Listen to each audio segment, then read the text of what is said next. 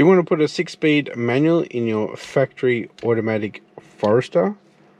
Do this. In this episode, we're going to fit this Spec B gear selector into the SF Forester. Alright, we've got the Spec B gear linkages for the 6-speed. Apparently they need to be modified to fit into a SF5 chassis. So let's check it out. Alright, so we've got the 6-speed in. Obviously this has been an auto and it hasn't got the mount, so we need to go put the mount in for this part of the linkage, and then we can measure what we need to change. But first up, guys, the gearbox isn't fully mounted. We need to get that rear mount on, so I'm not 100% sure on what mounts we need to use, but we'll get under there, fit it and make sure it's in the correct position, otherwise the gear linkage won't be in the correct position and we'll end up cutting and welding and putting it in the wrong spot. So let's get that mounted first. Alright, at the moment I've got all of the Spec B mounts on there. If you've been watching, I did stuff the actual rubber mount of it, but if we get it all mounted up there and it works fine, I'll just buy a new one. Alright, so Spec B mount at the back and front, and we are a little bit off. We need to come in, we need to elongate the hole probably about 5 mil on each side, and then we should be good. Alright, we have the Spec B mounts on, so it took about maybe 3 mil off the inside edge of the mounting holes. We've got that mounted up. Alright guys, so we're going to have to put some spacers in the mounts for the gearbox because the shifter linkages are going to touch on the bodywork. So we've got probably about 8 mil spacers, so that'll be good. We've got 6 there. Once I get the spacers in, I'm going to pull the shifter linkages out. And we're going to take about 20 mil off them, and we need to take them off the straight section, otherwise we're going to stuff up the angles and everything. So I'll show you how to do it. I'm going to leave hopefully a few mil gap at the end so we don't stuff up the orientation of where the bushes go as well. So we'll mark it with a straight line and we'll cut it on the drop saw so it's a straight cut instead of with the angle grinder, because it could be a little bit off. We'll tack it, we'll test it, and then fully weld it. So the GoPro stuffed up last night when I was under the car, but we do have the linkages in here. You can see that it's sitting way too far back. That is in actually first gear. So we need to take about 20 mil off, and that should push everything forward and should bring that up. So the cup where this sits in is probably about, it needs to go back that way, probably about 5 mil, and for the bolt to go in the other end it's about 15 mil. So that's what I'm working off. So we should shorten this one the same amount. Also, this metal surround here, that is from the Liberty, it's not from the Forester.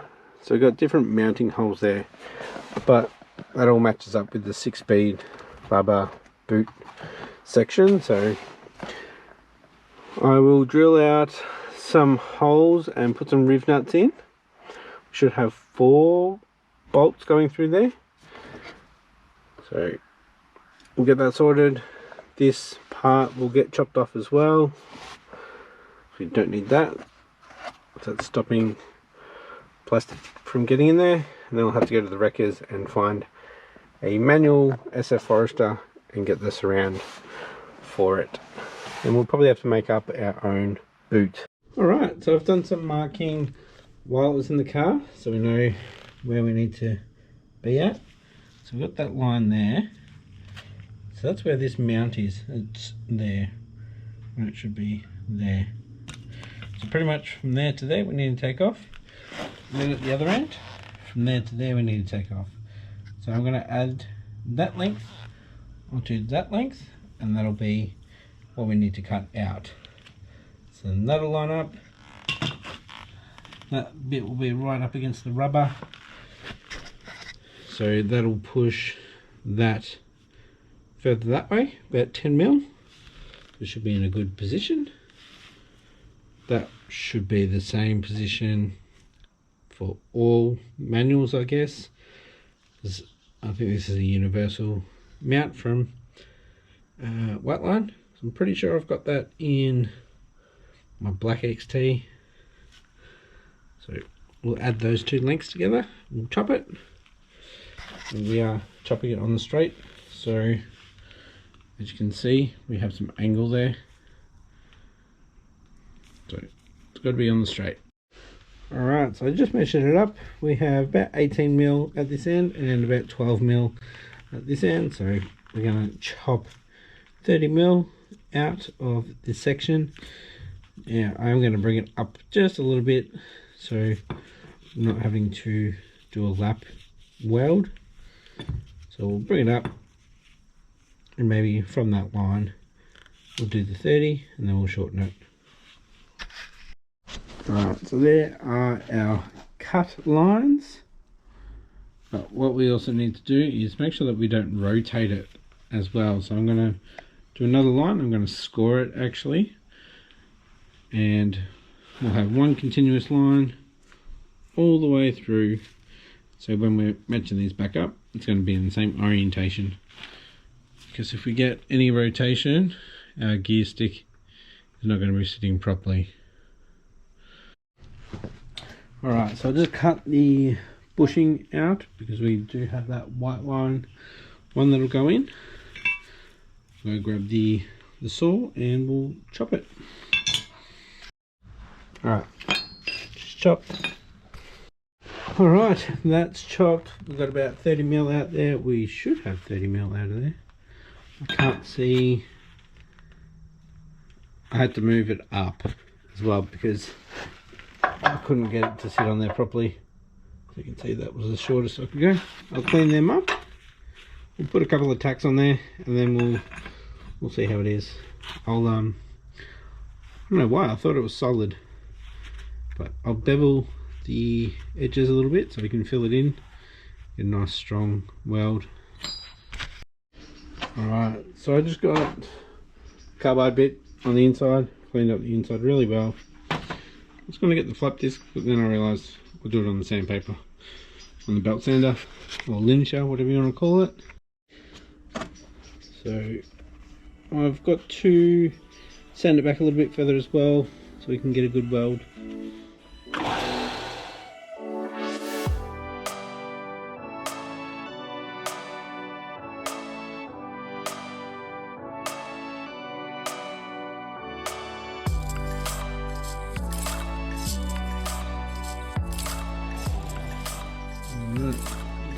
Draw the mark, there we go.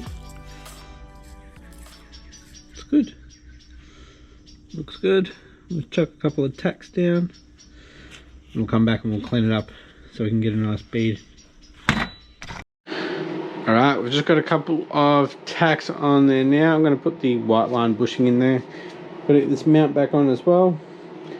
I'm not going to fully put everything together, so we need to get it out, clean it up and fully weld it if it's all good. Pretty sure it will be. Alright, we've got it in there. Sorry about the light. Mounted up. We probably could have went 25 mil and not 30. The back end on the mount, it's just hanging out the back, but that doesn't move. So it's the other one that we've got to worry about. That will be if we can get into gears or not. So let's start on that. Alright, just working out this part of the selector, and we've got the bolt through there. We've got it in neutral at the moment, and we want it to sit just above the cup that you see down there. So we need to measure from the bolt to the center of the cup, and that's how much we need to take. Alright, sorry guys, the GoPro played up. I took 40mm out of the shifter end because it's straight, and if I took it from this end it'd be into a bend, and also it'd probably end up fouling on the transmission tunnel. So let's see how we go. Should be good. Alright boys, we have both of the shifter rods in, not fully mounted. There are some bolts up that way that aren't done up. This one here is done up, and we'll go through the gears. We've got first, second, third, fourth, fifth, sixth, and it will go into reverse because we haven't got this cable connected. But as you can see, we are going over to the left quite a bit for first. It's not hitting on anything, however, it'll probably be hitting on the trim. Now this is the auto trim for the selector. Not 100% sure if the manual one is different or not. Probably.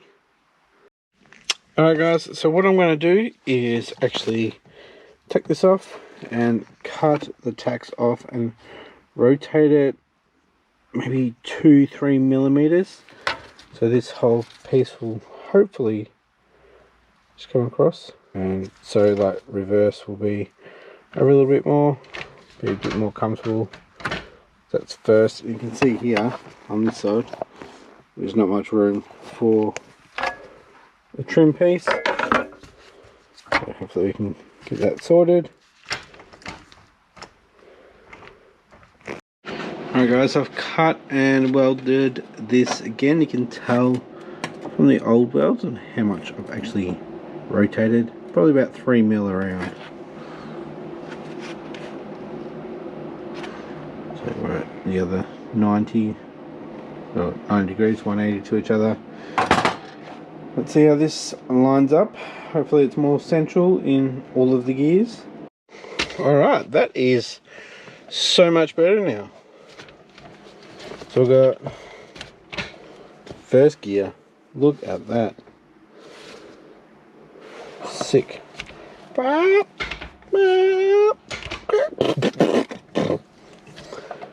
Nah, I'm not gonna stop third gear, hopefully. Fourth, fifth, sixth, reverse. So much better. Right, so I rotated that. It's probably because I took out the 40mm that I needed to rotate it. So yeah, so much better. Let's see if I can get that automatic trim on and see if I hit the sides of it. I'll check if the auto and the manual are different. I'm pretty sure they are. But yeah, I'm sure we could rock that. Alright, so I've got the automatic one on there. It's popped out a little bit because I've got the cable going through up there. Need to sort of that still, but that works.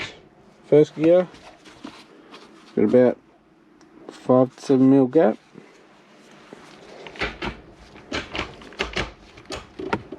Nope, sorry, it came out of the cup. And then reverse hits, but I'm not too fussed about that. And that is like central. Very happy. I'm glad I changed it. So now you guys know, if you're going to do a Spec B into an SF5 chassis, that when you cut 40mm out, you need to rotate 3mm to the right. Otherwise you're going to be over here. That is now, neutral is central. Very happy. There is a little bit more for me to do, but we'll do that next episode, and we'll get all of the driveline all back together and get this all sorted.